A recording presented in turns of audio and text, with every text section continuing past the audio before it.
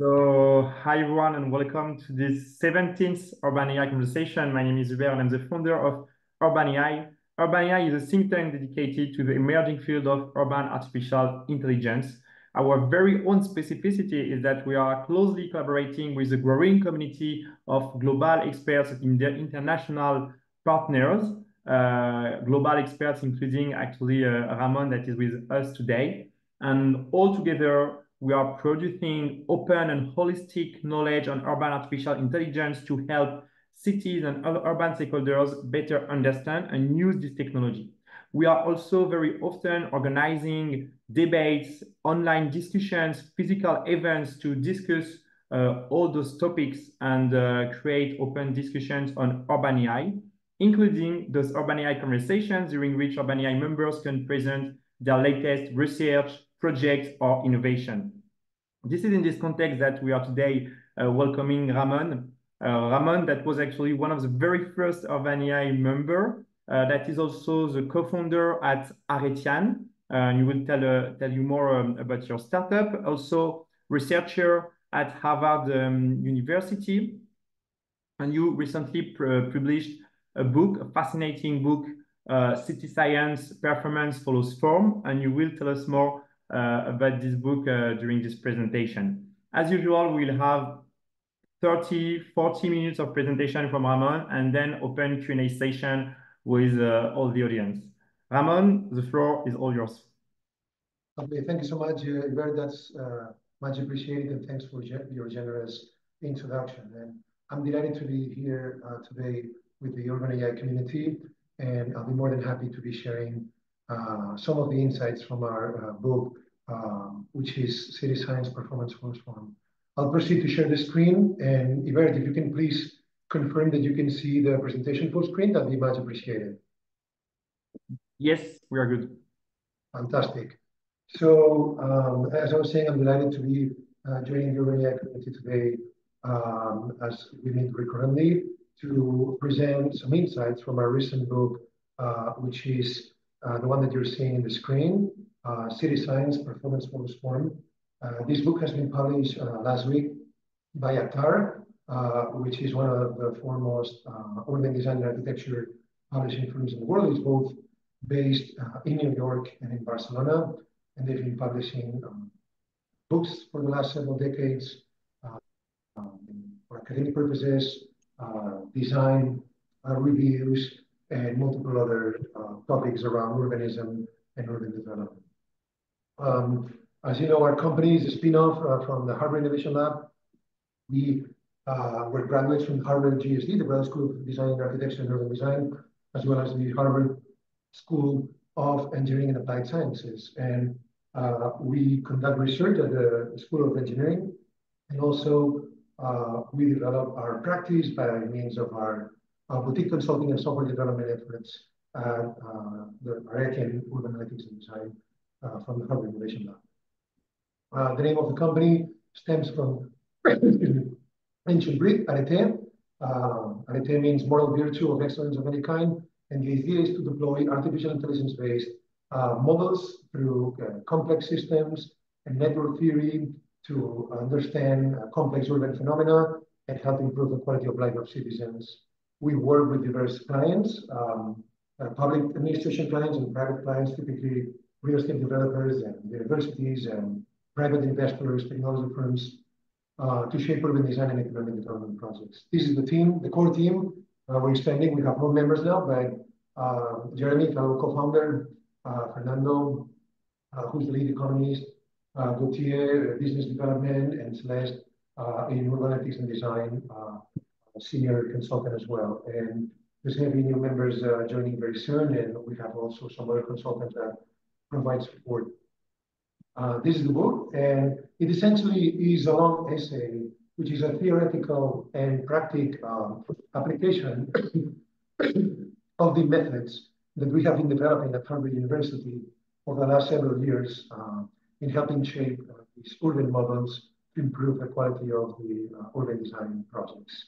The members of the team have been contributors, authors and contributors, and the book has been, we're very glad that we've been receiving a number of very exciting endorsements and blurbs from acclaimed professionals in the field, like Sasha Stolp, Director of Innovation of the City of Amsterdam, or Laura, that many of you know. She's one of the leading urban analytics and urban design leaders at Fortune Partners in London, who was, as you know, Laura was co-hosting with Hubert and Max just a few weeks ago in London at the Bartlett School conference that we were delighted to contribute to.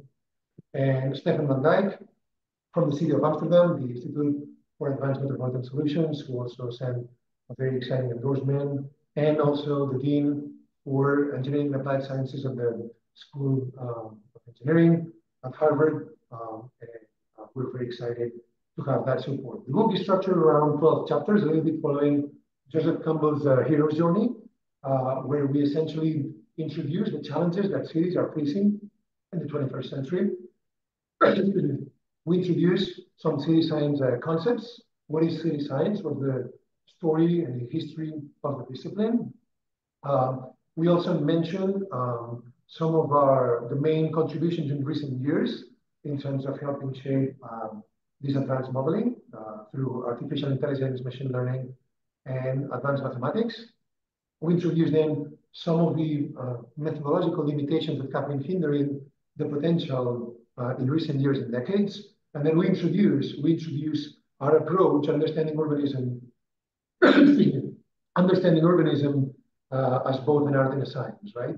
And then we introduce a number of frameworks of how we model cities in a three-dimensional way, the architectural features, the mobility infrastructure, the human systems, the demographic systems, the economic ecosystem, etc., and how we model these different communities by means of AI-derived methods.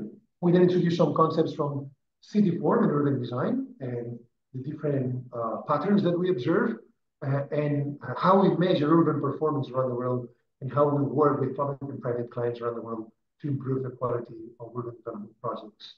We then finally explain the 10 main urban development typologies that we've been observing based on our analysis of hundreds or thousands of cities and municipalities around the world. And then we proceed to present the conclusions. We've been analyzing for this book. The first part of the book is a long essay. It's a long essay of our contribution, and the second half is essentially 100 profiles of global cities from around the world, as you're seeing here, like Sao Paulo, Shanghai, Manchester, New York, Stockholm, Delhi, Paris, and many others. Obviously, urban challenges are highly complex, and they're usually very multifaceted, and they need to be addressed from multiple angles, both in terms of the territorial diagnostic and the recommendations. But we've observed that by performing city science analysis on urban environments, we can really understand certain patterns much better and understand the causal mechanisms, causal relationships between the decisions we make as designers, planners, urban development leaders, etc., and the impact that those decisions have on the quality of life of citizens as a whole. So we start with an introduction to city science. So what we failed is that, similar to the geometry that was shaped by Euclid back in the times of ancient Greece, there was the structuring of a universal, three-dimensional Euclidean geometry system. And then Eratosthenes, right, 2,300 years ago, came to the conclusion that not only the sphere of the Earth was mostly spheric and rounded, but also it could be measured and estimated the radius and the diameter of the Earth, and therefore we could eventually understand much better from a geospatial and territorial perspective the world that we live in, and therefore explore it and occupy the spaces and for mankind essentially to have a better understanding and a better grasp of the Earth, right? But it took 17 centuries for Christopher Columbus to really prove that empirically, right? And we feel that something similar had to be done in city science. So you know that in more recent times, Euler contributed with the foundations of graph theory. Euler contributed with the foundations of graph theory and network theory by envisioning, right, the first graph network that we're acquainted with in Königsberg, Kaliningrad. It used to be in Germany and Prussia, and today is part of Russia, right? And then there was some progress in terms of inductive reasoning from Galois and Abel, the French mathematicians, and also inductive reasoning from Catalan Ildefonso and French Vitovan in terms of making contributions, right? To make hypotheses about how different architectural features and patterns and urban design patterns affect the individual and the global society. But it took a long time for really city science to be grounded and become a true modern discipline. And it took really the Jeffrey West and Luis Betancourt team, based on the initially at the Los Alamos National Lab and more recently at the Santa Fe Research Institute, to establish the foundation, right, of city science. They identified this fantastic revolutionary analogy between animals and mammals and cities. And when they were comparing, right, comparing and contrasting the weight in kilograms of different animals and patterns and the metabolic rate in batch of these different animals, they observed that there was a superlinear relationship that was very, very vivid, right? Between guinea pigs, marmots, cats, geese, goose, dog, chimpanzee, obviously human beings, men, women, horses, and elephants. And obviously, as human beings, we have some spiritual skills that the other animals don't have. But physically speaking, we still fit apparently into this pattern. And they identified that there was a revolutionary relationship, right, with cities. And they identified essentially two main types of growth and scaling patterns. The sublinear, related with the cities being able to invest less infrastructure to achieve the same goals as they grow, right? So similar that when animals are, when we compare them in the scale, the bigger they are, the fewer energy they need in relative terms. So their energy consumption and metabolic rate is smaller, their heartbeats are slower, their life expectancy as animals is larger, and their resilience and adaptive systems to the different urban environments are broader, right? So cities experience similar patterns. On the one hand, we have the sublinear pattern, so that the material infrastructure is less costly, and that has obviously strong impact on sustainability, water resources, energy, and material infrastructure. But also there's the superlinear related with the human networks, right? Social networks, economic networks, innovation networks. And they observed that the cities were growing, the diversity of businesses was growing by 15%, the diversity of businesses, the diversity of sectors, the diversity of professions and activities.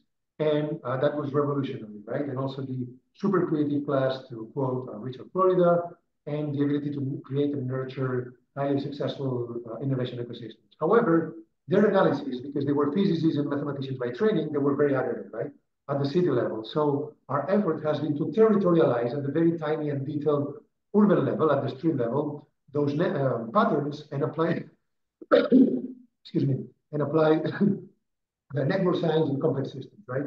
And by doing so, we can evaluate cities that are as diverse as Amsterdam, Boston, Frankfurt, Hong Kong, Moscow, Shanghai, Beijing, and many others around the world. And we've been identifying those 10 urban design patterns, this analogy between city typologies and network types, right?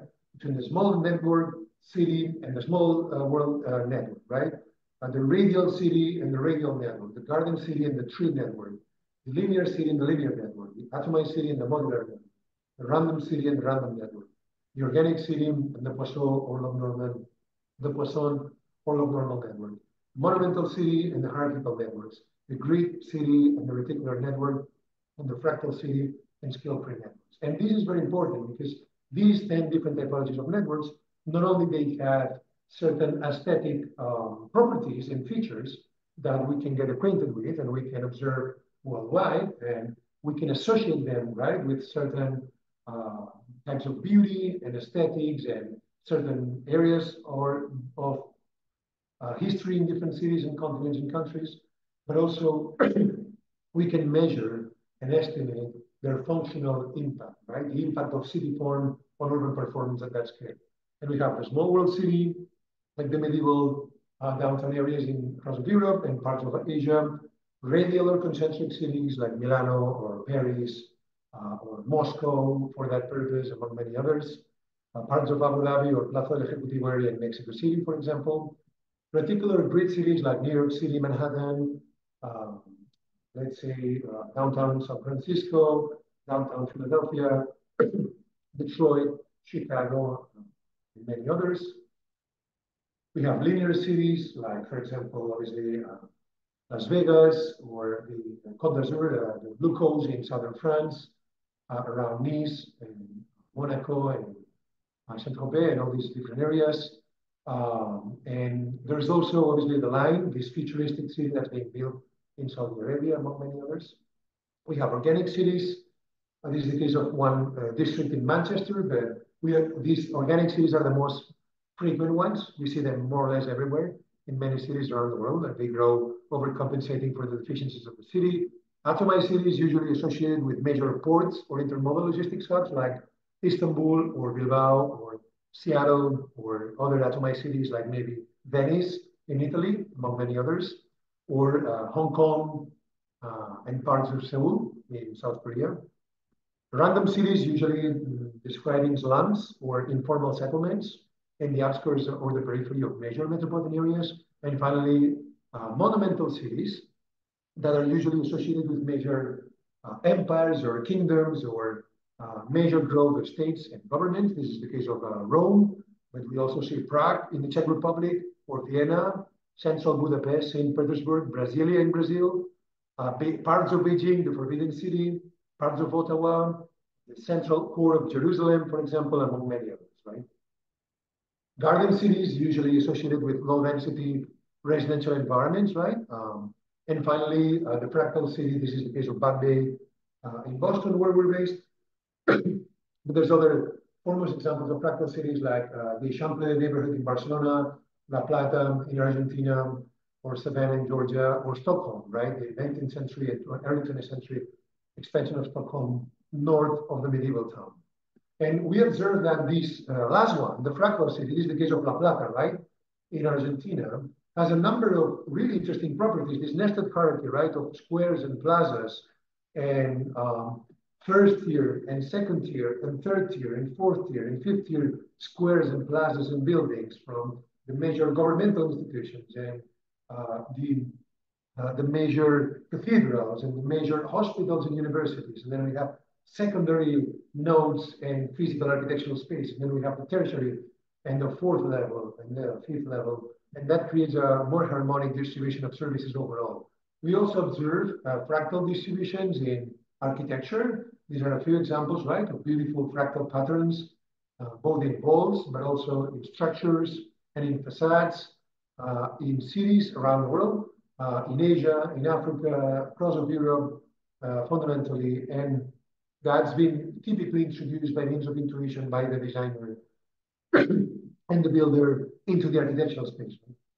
And interestingly enough, these areas not only are very beautiful and striking visually, but also they have a number of functional properties which are quite advanced and very exciting. Right? So the interesting thing is that of the 10 patterns or networks that we described, the two most relevant ones are normal networks, the Poisson networks, because they're the most distributed, the more widespread, and also the scale-free or fractal systems, right? Because normal being the most frequent and fractal being the best one in terms of the highest qualities from an urban design and economic development perspective, that tends to create a nice contrast between both systems. Excuse me. I'm in the later stages of recovering from a flu.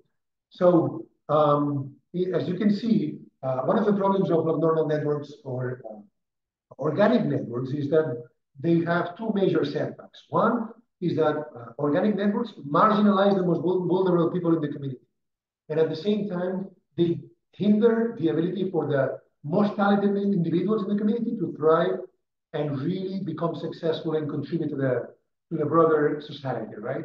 And because of that, those types of normal organic patterns are highly inefficient. They promote oligarchic communities where the weakest nodes of the chain are marginalized and the most promising people cannot develop their talents and their abilities into their full capacity, right? So what we want is to identify these patterns and help transition from a more mediocre or low quality urban environment into an excelling urban environment. And that system allows us to compare and contrast any city. So we have Frankfurt, for example, in Moscow, two very different cities. We have Frankfurt in Germany, Moscow in Russia, for example, one following a small world network, the other following a regular concentric network.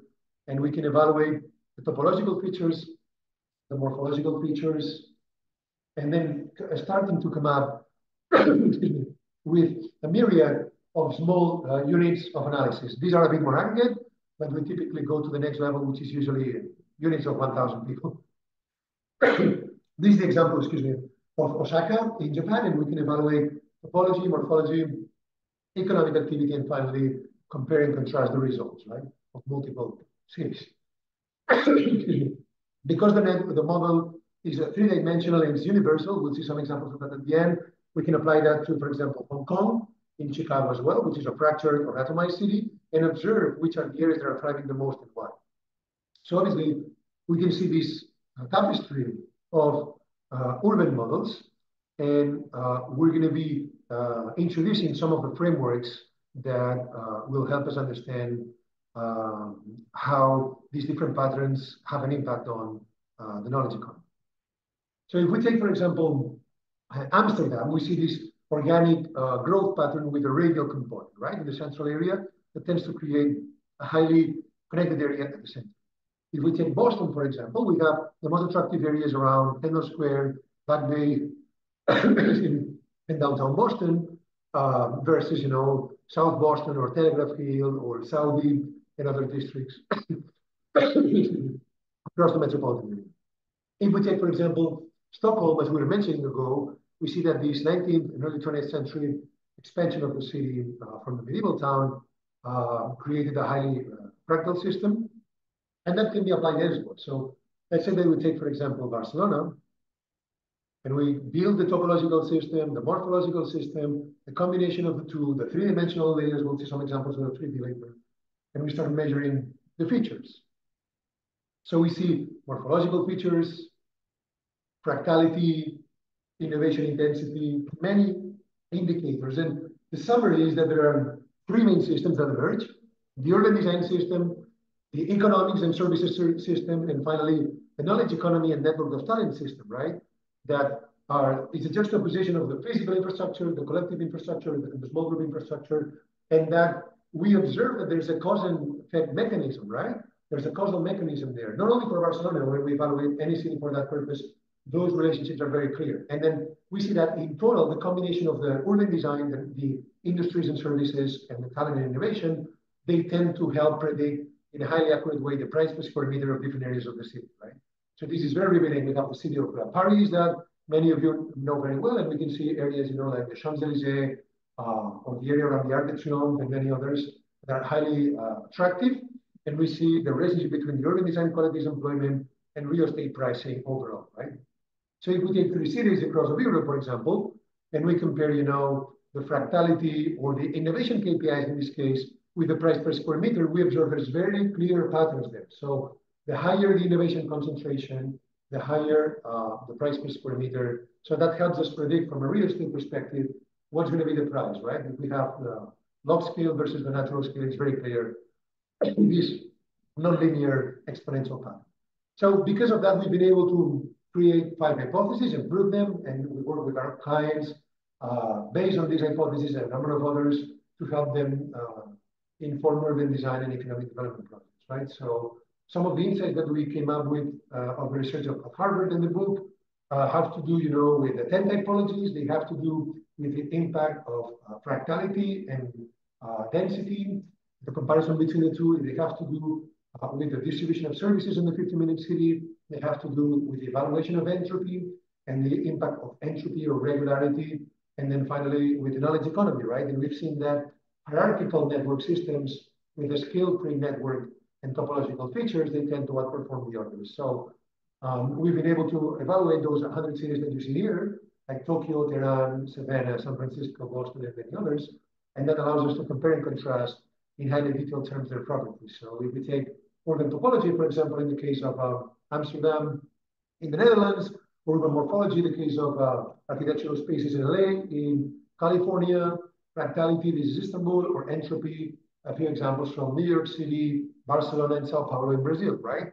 And that allows us to compare and contrast these different environments and see to what extent these hypotheses were right. And we've been able to prove that, right? We've been able to mathematically prove in some way their properties. So now we can predict for a given garden city or for a given particular city, what's the type of impact that it's going to have, right? So if we compare and contrast multiple cities from around the world in terms of the 10 typologies, if we compare in the log scale, urbanization efficiency and fractality, we see a very clear nonlinear pattern, right? And that in general, generally speaking, the fractal cities and boroughs tend to outperform, for example, radial systems by a lot. If we compare those two different types in the natural scale, the difference is really strikingly 3.5 times on average. So if we evaluate the relationship between density, for example, and fractality, which one is having the most impact and what's the type of impact, that we can have highly revealing results. So here we have a couple of the global results that we've gathered in research. And as we can observe, every time we double density, we're obtaining on average a 19% superlinear improvement in terms of higher efficiency of cities and environments. And this is very relevant because it means that as long as we don't cross a certain threshold, medium, high levels of density tend to outperform the others. But at the same time, we need to be mindful that quantity is relevant, but quality is even more relevant because fractality, every time we double fractality, we're obtaining a 31%, 32% higher superlinear efforts in terms of social interaction patterns, the knowledge economy, and access to the urban services and amenities according to the 50-minute city standards. So what that means, what that entails and what that means is that that enables us to ascertain and estimate, right? Okay, the impact of quantitative dynamics, mostly density in this case, and the impact of qualitative dynamics, in this case, indirectly estimated by means of urban design fractality. And then if we compare urban design fractality and betweenness as a proxy for connectivity within the urban network, we see there's a highly exponential nonlinear relationship, which is very exciting. And in the log scale, we also observe a highly nonlinear pattern there, right? With a positive slope that's very, very exciting. So what that means is that if we can shape the urban topology and the urban morphology features to raise the level of fractality, and at the same time, we achieve medium high levels of density, overall, the city will be much better off. And then we can evaluate the access to services and amenities by means of network theory principles, and then estimate the proper distribution of services according to these methods. So what we observed is that whereas fractality, the more the better, the more the better, in entropy, it has a curved distribution, which means that the optimal level of entropy is around 50%, right? The 50th percentile, more or less, because that tends to create the highest level of efficiency in terms of material efficiency, social dynamics, and access to services and amenities. And finally, the fifth hypothesis, so we've been reviewing the 10 typologies, the impact of quantity and quality, right? Density and fractality, relationship between fractality and the 50-minute city, entropy, and then finally these network systems, right? Rational systems applied to urban innovation ecosystems. So let's say that we model through our method the whole of the US territory in terms of the innovation base, right? At a very tiny urban level. And we compare it with the top 50 innovation districts. We can measure the surplus of innovation districts around the United States, right? So if we take these areas, for example, and we apply immediately a filter, we can get the top 1% of urban areas that are innovating the most. And then we can investigate what's happening, what are the urban conditions, what are the economic conditions that is helping this community thrive. Let's say we take Boston, for example, right?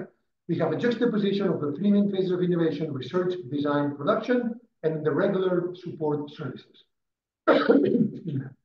So we can observe that whenever there's a harmonic relationship between research networks with technology transfer networks and companies, and with advanced manufacturing and advanced production at scale, those network dynamics tend to create a highly prosperous society, right? Again, the research, the knowledge transfer, and the advanced manufacturing. So we can zoom in into the central area of Boston and evaluate what are the urban dynamics in the relationship between the city form, right? And we observe that certain levels of fractality, certain levels of entropy, certain distribution and physical proximity between research institutions at Harvard and MIT primarily, but also Boston, Boston University, Boston College, the Massachusetts General Hospital, the Longwood Medical Area, the Harvard Medical School, etc. That's creating a highly prosperous environment by means of this highly fruitful collaboration, right? And then we can evaluate how these different communities are doing, comparing with against one another in terms of Harvard, Stanford, MIT, Carnegie Mellon, and many others, including Microsoft and Boeing, but also the supercomputer in Tennessee, the NASA national labs, Google, Apple, and the other technology firms, right? And we can evaluate this surplus of more innovations per capita, 15 times more access to high quality employment, and finally, 25 times higher business revenue per unity of resident, right? So if we evaluate those applied research networks, we can see, okay, how can we really deep dive into these networks and understand what should be the relationships between theoretical research, applied research, technology transfer, knowledge transfer, innovation centers, startup incubators, technology firms, and other leading efforts and of the providers and suppliers in the value chain, right? So we've been evaluating a number of universities in the States, in Latin America, in Europe, and other parts of the world, and understanding what are the social dynamics between these research teams and how we can help them shape a highly prosperous knowledge economy around a university or a research center, right? This is the case of Sao Paulo, where we were working last year, shaping the urban design and the innovation strategy for the up-and-coming innovation district, 240 hectares, very promising innovation district in Brazil. This is a similar case in Barcelona with UPC Barcelona Tech, and we've done similar efforts in other universities around the world. But you observe here that there's a cause and effect relationship between researchers, projects, and innovation, right? Researchers, projects, and innovation, and we can see which are the teams that are succeeding, which are the teams that are struggling to really have an impact in terms of innovation and tangible outcomes, and how we can help them by integrating urban design, architectural design, smart specialization, and innovation strategies, right? And identify who are the top leader researchers in the community, and how these leaders can help create a highly dynamic environment, as well as which are the main families of knowledge that should be promoted, right? In terms of the industrial liaison between the applied research and the industry verticals operating within the environment, right? So this is essentially some of the insights. There's a number more of insights in the book. We can compare very different cities like Cape Town in South Africa with Tokyo in Japan, among many others. And then that allowed us in a recent project that we've been doing, you know, with Jeremy and Fernando and Celeste and Gautier and the team, comparing the economic networks in a city, let's say Amsterdam, for example, in the Netherlands, right? With Barcelona, Catalonia, with Boston in Massachusetts in the United States, or Munich in Germany, Bayern, or Stockholm, the capital of Sweden, right? And identify the strengths and weaknesses of each and every city. And the second half of the book, we have 100 global profiles of cities from around the world, including obviously Amsterdam, Boston, and many, many others. So the interesting thing is that I'll just finish with a couple of insights. Those theoretical frameworks we hope that they contribute obviously and naturally to the research community and to the methodological frameworks, right, academia, but also in pragmatic terms. Here are a few examples of some of the projects we've been doing in the States, in Mexico, in Sao Paulo, in Barcelona and Madrid areas, in Paris and other cities around the world, also in the Middle East. And some of the other projects will be starting very soon in Canada, in Quebec, as well as in Brazil and in Northern Europe very, very soon. So here we have a couple of examples of two innovation districts that we've been shaping. We've been deploying those systems to understand how can we shape urban design aligned with those social networks. And we've identified a number of universities, public and private, that operate in this environment. And we've been modeling those networks, right? Modeling them by means of network science and identifying which are the main knowledge fields that should be connected with the local industries. We've been also estimating what should be the leading startup community that should be engaged with these efforts to create and nurture an innovation community, and then providing continuity to Professor Ricardo Hoffman and Cesar Hidalgo. We've been deploying product space analysis and economic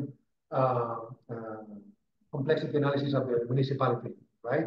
and helping shape smart specialization strategies at the city level and at the district level in cities around the world, and understanding the cause and effect, these cause and effect relationships that link, right? The relationship between the urban design, the architectural features, the mobility, the ability to access services, as well as the knowledge economy. So then that allows us, this is just one example of one of these projects, to help shape a successful innovation district, in this case in Esplugas, with a medical ecosystem, medical research and biotech, healthcare, lifestyle, pharma, food and sports, urban tech and sustainable development, and AI and software development. And these communities can be nurtured. These communities can be nurtured in a deliberate way so that the urban design efforts are aligned with the smart specialization and the innovation strategy to help succeed, to help this community succeed in creating this right juxtaposition between research efforts, as you see here, the technology transfers and innovation centers, advanced production and advanced manufacturing centers, startup incubators and accelerators, industry verticals, and then finally, obviously, the green spaces, parks, open spaces, and green environments that can help create a very attractive community. And then we can help shape highly vibrant innovation district in this area, surrounded by some of the foremost public and private universities in the area, and with major investment coming from pharmaceutical industry, urban tech industry, among many others, right? There's other examples. This is the case of Badalona, very strong in biotech, very strong in this case in advanced manufacturing, in industries like jewelry, precious metals, heavy vehicles and automobile and transportation, as well as plastics and polymers, among many others, and helping shape these three-dimensional urban design systems, aligning it with the economic development. We've been also developing similar efforts in agricultural environments, right, to evaluate by means of artificial intelligence those communities, and rather than shaping innovation districts in rural environments, you know, with wine production and whatnot, what we help shape in this case is this network of what we call agricultural campuses or agricultural clusters. These agricultural clusters that we started designing at Harvard some years ago are being deployed in different countries. We've been working in the US, we've been working in Argentina, and we've been working in Europe, developing these types of projects. And finally, these methods can also be applied in a 3D manner around the world, and this is just one of the examples deploying these, for example, for the case of evaluating the feasibility of NEOM and the line, the linear vertical futuristic city between Saudi Arabia and Israel, Jordan, and Egypt, right, in the Middle East, and identifying the patterns for distribution of housing, services, amenities that could help create a highly successful, vibrant, and attractive urban environment in this futuristic, linear, and vertical city, right? So we can shape 3D models of these different communities and generate multiple scenarios, run the three-dimensional simulations, compare and contrast, and help shape a highly successful community, avoid certain malpractice, and include a number of high-quality urban design economic development strategies. So this is basically the book and a couple of applications of these types of methodologies. You can purchase it via Aptar. And then finally, I just wanted to mention before we start the conversation that if some of you is a recurring contributor with a magazine or a journal or a major publication or newspaper, and you want to write a piece about the book, the publishing firm Aptar has been offering to send you a copy of the book for free. It's a luxury edition. Yeah, it's a bit expensive because it's a bit of a luxury edition, the book, 400 pages and very curated visuals. But if some of you are interested, just for the urban AI community, they can send you a copy of the book if you're willing to write a review about the book. So that's pretty much it, and happy to have a conversation. Thanks a lot, Ramon, for the fascinating, very insightful presentation. Each time I hear your presentation, I learn new things, and that's not the first time I'm lucky enough to hear your presentation. Thanks also for your proposal to offer some copy of your books for reviewers and Urban AI members. Really, thanks a lot. Now, time for the Q&A session. I saw that some of you already use the chat. If you want to directly ask your questions to Ramon, that's also possible to make it more dynamic. So then feel free just to open your mic and open your video. I will use the privilege of my moderator role to ask you two questions first, Ramon, just before opening the Q&A session. In your presentation, and this is a question I wanted to ask you for a long time, you basically show that like fractality is the best urban form for urban development or urban growth. So how can a city like basically like very concretely have a more, let's say, fractal form, you know, let's say an existing city that is not like Nice or like Moscow. So very concrete question. The second question is a bit more provocative, but as we are mainly with Urban AI friends, I'm asking it to you. I remember when I was at university reading a book from Alain Berthaud, like Order Without Design, where basically he was explaining that sometimes the best way of having like greater urban growth is to let the market shape urban forms. And so you are basically saying the opposite with your book. So what would you say, maybe at a more conceptual level, to someone who Alain Berthaud that you actually hosted like two years ago, that will tell you, but if you take some example of cities that succeed because they manage to let the market shape the city basically. Yeah, and you know, read that, you remember that Winston Churchill, the premier in England, in the United Kingdom, he mentioned a very insightful quote. He said, we human beings, we as people, mankind, we shape the architectural spaces and the urban design and civil engineering design of the spaces that we inhabit. But at the same time, those spaces, after we envision and we design and we build them, they shape us, right? Because these spaces affect our psyche individually and collectively. Therefore, people tend to behave differently or slightly differently in different cities, right? I had a friend who was from Washington, D.C., and he said, you know, this lady, this great friend of mine, whenever she goes from Washington, which is a bit of a quieter city, to New York, she changes her attitude. She walks faster, she speaks faster, she becomes a bit more aggressive in her behavior, and it's something unconscious that she does, right? Whenever she goes from Washington, D.C., the capital, to the District of Columbia to New York, right? So there's something that really affects us, and obviously we shape it based on our worldview. What I wanted to say is that in terms of fractality, there's two ways to approach the problem. One is reverse engineer the process. So we can see which are the areas with a filter that are the highest fractality, and then understand what are the underlying patterns, right, that they have in commonality. Another one would be to start identifying patterns in architectural features, urban design features, and then replicating them in a fractal way deliberately, and then see what would be the feasibility of that pattern. We have both the top-down and the bottom-up, and both are feasible. Both are feasible. So one of the interesting things now, after we build these massive digital twin of cities around the world, is now, excuse me, we can now deploy some filters, and let's say that that we take the top 10% in terms of fractality. How do they look like? The top 5%, the top 1%, the top 1 per thousand. How do these different environments look like? And we can deduce certain patterns from there, right? That could be one strategy. And obviously, in domains where many of us are contributing every now and then, like generative design, right? Where we create a pattern and by means of, AutoCAD or Rhino or, Grasshopper or other three-dimensional design tools, or Asian-based simulation patterns, right? Processing or other systems, you can create a basic pattern, and that pattern is being replicated, and it can create a skill-free network or a highly fractal ecosystem, right? So there's many ways, and obviously we also have Professor Michael Bailey, that he started talking about fractal system 30 years ago, obviously, and we had a fantastic conversation with him a couple of weeks ago. He was excited to see that our team was following a little bit his footsteps in some ways, right?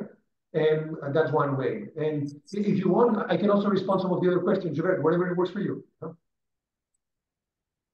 I mean, we also have other questions in the chat from George. So maybe I will ask.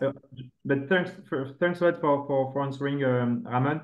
Jorge, do you want to directly ask your question to Ramon, or should I ask them? Okay, it's fine. If you want to read it, it's easier for me. Gracias, Robert. Okay, so first question is like how to decide what is the maximum capacity of people for a city, and what about the 15-minute city? Is it viable? Great. And last question, how to reduce inequality through architecture in city design? That's great. So very brief responses to the three questions. For the first one, the maximum capacity. We have not seen yet a higher bound maximum. What we have seen though is that when cities grow in population, they tend to have two main types of advantages and disadvantages because of scale, right? The advantages are higher diversity of professions, higher diversity of industries, higher diversity of opportunities, higher diversity of services, a stronger knowledge economy, better hospitals and clinics, better research opportunities, and also the material infrastructure, right? It's cheaper to build and more feasible to build a high-speed rail network in a city that's 9 million people than in a city that's only 250,000 people, right?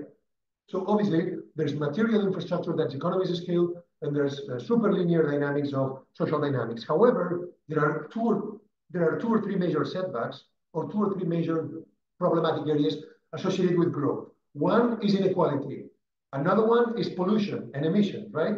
And the third one has to do with crime. So because of these advantages and disadvantages, what we need to do is to deploy city science techniques to mitigate the disadvantages and exacerbate and increment the advantages, right?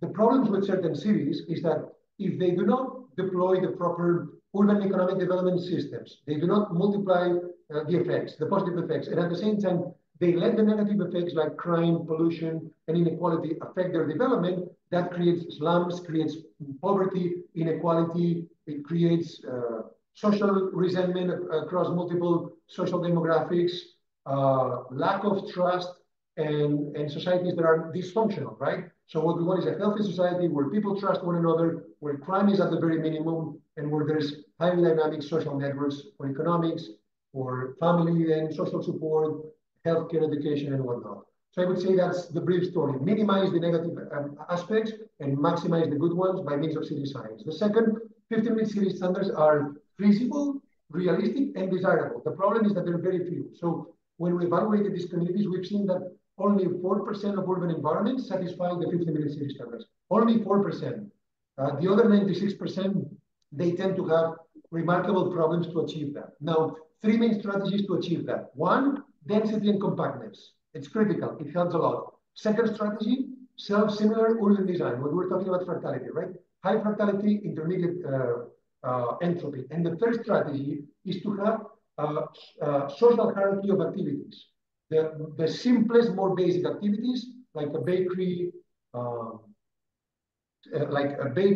where stores and mom and pop shops and stores and retail and local healthcare education, that should be widely distributed, right? Parks, green areas. And the more sophisticated the activity, the more concentrated it needs to be, because the knowledge economy requires a lot of people working in physical proximity. So 15-minute city standards are desirable, realistic, and feasible, but they're difficult and they need to be addressed by means of this triple strategy. I hope I answered Jorge's question. And then finally, how to reduce inequality through architecture and urban design. So architecture can help a lot, but alone is not enough, right? We need to incorporate the urban design with smart specialization, with the innovation strategy. Now, what has been happening very often is that even the communities that are very successful with the talent, if they do not connect their innovation with the broader economy of the region, that's going to be like a self-sustained bubble, right? Of prosperous people and people that's very privileged. If we build a highly successful innovation ecosystem that's connected with the tradition, whether it's in automobile, whether it's in airspace, agriculture and food, textiles and fashion and apparel, plastics and polymers, urban design, construction, and mobility systems, whatever it is that's the local expertise, if we connect the tradition with the sophistication, that creates prosperity for everybody. Yep. Maybe I have actually an extension on this. First, thanks for answering. Extension. Where can you work from? I don't remember what your document said. Maybe you can look that up. Sure. January 1st. Fourth. Yeah. Oh, was Maria asking a question, Hubert? I'm not sure. Sorry. Okay, I'm not sure either. Yeah. Were you asking a question? But I'm not sure. No. Yeah, just one question related to your previous answer.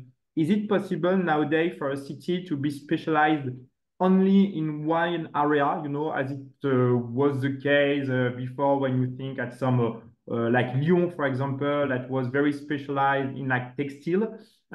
Is it still possible, or nowadays do we necessarily have to have diversified innovation districts?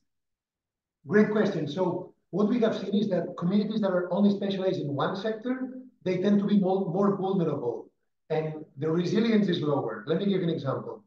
A few years ago, there was an innovation ecosystem being nurtured in San Diego, California. This biotech medical ecosystem in San Diego, California, starting out relatively successful, and then a crisis hit, and two of the major corporations were having financial problems, right, and trouble. Because of that, they dragged down the whole community there because they were only dependent in that environment of that biotech space, right? So what we have seen is that the optimal concentration, it depends. 3, 5, 7, 9, it depends on the size of the city. Let me give you an example of it. When we work with a large city, like let's say medium large city in Mexico, for example, the number of optimal domains of knowledge was 5 in this environment, right? It was a 1.5 million city. When we worked with Sao Paulo, with 16 million people, a metro region of 44 million people, massive megalopolis, one of the largest megalopolis around the world, the optimal concentration of knowledge economy sectors was 10, like a lot, right? We have two major traditional ecosystems, being in this case mining and petroleum and major energy systems, and food, because obviously in cereals and vegetables and fruits and a number of food production ecosystems, obviously Brazil and Argentina are powerhouses, right? Specifically Brazil. And then we have a nascent, very promising biotech system in Sao Paulo, and those three were very clear. And then we had 7 other industries related with advanced manufacturing and data science that was emerging with all those trends, et cetera, et cetera. So it tends to depend on the size of the city, but usually 2 or 3 is the minimum, 2 or 3. Super interesting. Thanks a lot, Ramon. Very clear. I think it's time to end this Urban AI conversation. As always, it was really fascinating. I can only encourage the audience to go deeper in your insights by buying your book. That's the best thing to do, or by also going in your website, articles you published. There is also like plenty of materials that you made available online. It was actually the last Urban AI conversation of the year. All Urban AI conversation recordings are available on our YouTube channel. Wishing you to all of you a great end of the year, and we'll see again next year for our next webinar series.